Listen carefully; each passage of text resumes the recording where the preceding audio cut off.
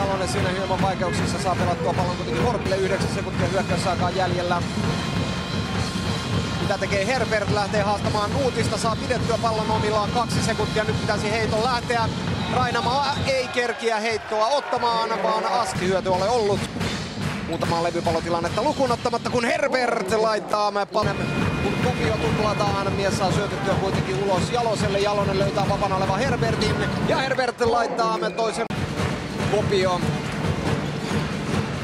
Herbert Aaltosta vastaan ja se saa Jalonen. Jalonen lähtee ajamaan korille, antaa pallon Herbertille selän kautta pussiin. Herbert. Ja Nuutinen rikkoo Herbertia, korjaa ei hyväksytä. Peltonen. Herbert saa suoraan päätyrajasta pallon.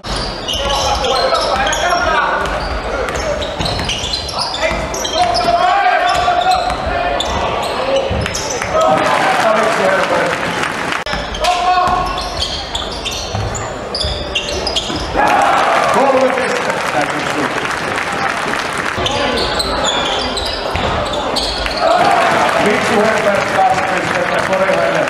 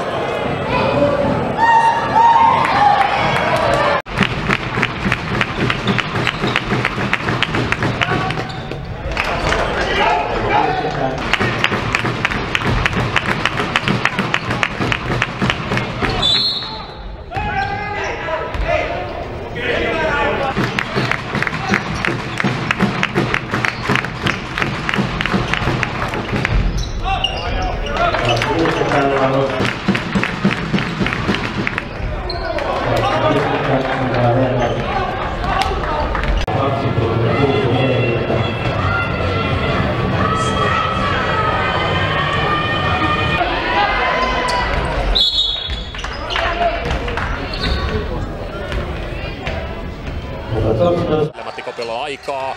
Ulos Herbertin kolmonen siitä jalansijoilta, josta on jo laitettu tänään sisällekin.